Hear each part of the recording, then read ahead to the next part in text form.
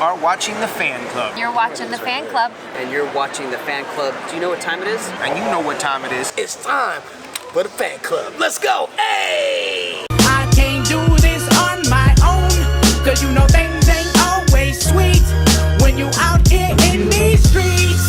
But my morpher when it morphed, I made a fake. Hey, what's going on, everybody? Welcome to the Fan Club. It is your boy, Dan Brosnan, in the building. Welcome to a special episode where we are going to recap the entire first season of X-Men 97. I just want to start by saying that this is one of the best animated shows that I have watched in a very long time, and shout out everybody that worked on this. We are going to take you back from episode 1 all the way to episode 10 that is just released today. We gave you a review on it that actually dropped just like an hour ago, but in this video, this is about every episode. We're going to give you a short recap and our thoughts on each one. Let's get into it. Episode 1, titled To Me, My X-Men, starts up 1 year after Professor Xavier's supposed death. The X-Men are now a legally sanctioned team dedicated to protecting mutants and humans alike. In their first mission, they rescue a young mutant, Roberto da Costa, from the anti-mutant group Friends of Humanity, who are using Sentinel technology.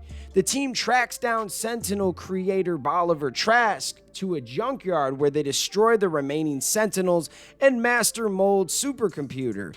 However, the mission takes a surprising turn when Cyclops and a pregnant Jean Grey announce their departure from the team to raise their son in safety, only to be interrupted by Magneto, who reveals that Xavier has left him in charge of the X-Men and the School for Mutants in his will. This was a nice introductory episode, and what I loved is when they released this one, they also released the second one. Speaking of episode 2, let's get into that one. That is titled Mutant Liberation Begins. In episode 2, Magneto takes a surprising turn by saving both humans and mutants and refraining from killing anti-mutant street soldiers. Meanwhile, Cyclops and Jean are wary of Magneto's intentions, but Rogue sympathizes with his struggles. When the UN tries to arrest Magneto, he agrees to surrender and face trial to prove himself. However, the trial is disrupted by the Friends of Humanity, who attack and depower Storm with a radiation blast. In the aftermath, Jean gives birth to a son named Nathan, and Magneto is pardoned and begins discussions to join the UN with his mutant nation, Genosha. The episode ends with a shocking twist: the arrival of a woman identical to Jean, leaving the X-Men stunned. I fell in love early after those first 2 episodes. Then you get into episode 3, Fire Made Flesh. In this episode, Beast confirms that the Jean Grey lookalike is the real deal, while the other Jean is revealed to be a clone created by Mr. Sinister to access her and Cyclops' DNA. Sinister takes control of the clone's mind, turning her into the Goblin Queen, who subjects the X-Men to their deepest fears and hands over Nathan to Mr. Sinister. The X-Men track down Sinister's lab, where they find him infecting Nathan with a techno-organic virus. The real Jean frees the clone from Sinister's control, and together they rescue Nathan, who is left critically ill. The clone, now calling herself Madeline Pryor, gives Nathan to Bishop to find a cure in the future and departs the team. Meanwhile, Storm meets Forge, a mutant who claims he can restore her lost powers. Episode 4 of X-Men 97 is broken down into 2 parts. The first part is Motendo, second part is Life Death Part 1. In Motendo, Jubilee's 18th birthday plans are ruined by Magneto, but she finds a Motendo console in her room that pulls her and Roberto into a video game based on her past adventures. The game is created by Mojo, who feeds off audience engagement, but Jubilee is convinced by a digital copy of herself to defeat Mojo and return to the real world. Meanwhile, in Life Death Part 1, Forge tries to restore Storm's powers with the machine, but it fails, and Storm discovers his involvement in creating mutant inhibitor collars and Executioner's radiation gun. leading her to leave in anger. The episode ends with the adversary, a demon disguised as an owl, poisoning Forge and bringing Storm back to the ranch. That was freaking insane. Let's get into episode 5, Remember It.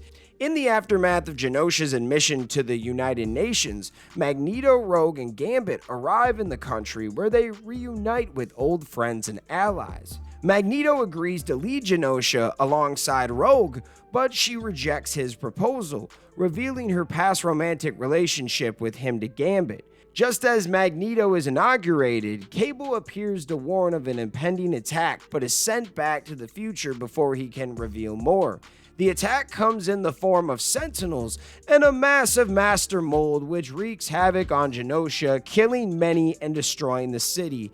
In a heroic sacrifice, Magneto saves the Morlocks while Gambit gives his life to destroy Master Mold. The episode ends with the X-Men reeling from the devastation and Jean Grey discovering that Cyclops has been communicating with Madeline, further straining their relationship. This was probably the saddest episode in cartoon history, man.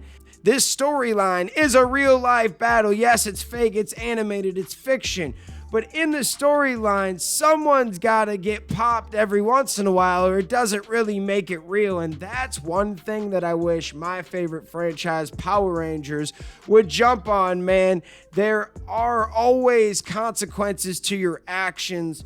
Man, this was just an amazing episode, probably one of the best of the season. Let's get into episode 6, titled Life Death Part 2. In this episode, Lilandra Nirmani announces her engagement to Professor Xavier, but her sister Deathbird refuses to accept it and invokes the right of Midasha, challenging Xavier to erase his memories of Earth. When Xavier refuses, a battle ensues, but he uses his powers to bring everybody to the astral plane, where he teaches them about coexistence. Meanwhile, Storm and Forge search for a rare cactus in Arizona to cure Forge's poisoning, and Storm overcomes her fears to defeat the adversary and regain her powers.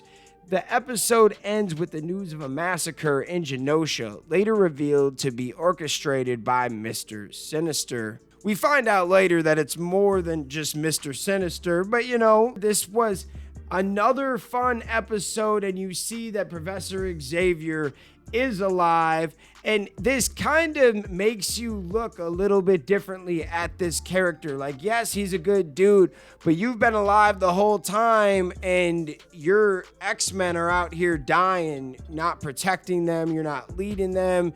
You left Magneto in charge, and yeah, he's trying to do good now, but he's Magneto, meaning that like the whole world hates him because he tried to kill humans at one point. If he's put in charge, no one's gonna like it. So no matter what they did, they were trying to stop him, and you needed to be there. So yes, there is a really good argument to say that that was a very selfish choice for him to get life again, then leave. And he was actually considering removing his memories. He wouldn't. But, oh man, it's nuts. I do like that episode, though. It gets things going. Then you get into episode 7, Bright Eyes. In the aftermath of Gambit's death, Rogue seeks revenge against Gyrick and Trask, tracking Gyrick to Mexico where she absorbs his memories before he's killed by a mysterious Sinister associate. Meanwhile, the X-Men assist in Genosha's recovery efforts and receive a message from Trask, leading them to Madripoor, where they uncover a sinister plot to develop advanced Sentinels.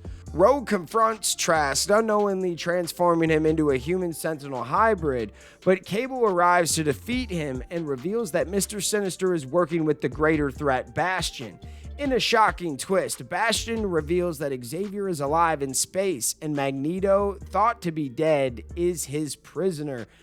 Freaking nuts. This was an insane episode, especially when Rogue goes rogue in this episode. She is going crazy, tearing through places. She sees Captain America in this one. You also see her drop Trask, basically killing him. Now, he doesn't die because he's part human sentinel, so he comes up and tries to fight him. But just a very dark episode. Even Nightcrawler's like, Rogue, what have you done? It was insane. Let's get into episode 8, which is part 1 of the Tolerance is Extinction season finale 3-parter. It was insane. Let's get into it. In a shocking revelation, Cable shares with the X-Men that in his timeline, the Genosha massacre led to a 300-year war and the enslavement of mutants. However, a temporal anomaly prevented him from stopping the tragedy. Meanwhile, Bastion exposes Professor X's location, sparking an anti-mutant protest outside the X mansion. As tensions escalate, the X-Men discover Bastion's sinister Operation Zero Tolerance, which converts humans into Prime Sentinels. The team faces a desperate battle to survive as the mansion is attacked and Rogue is targeted by an army of Sentinels. Just in time, Magneto intervenes, shutting down the Sentinels with a massive magnetic field.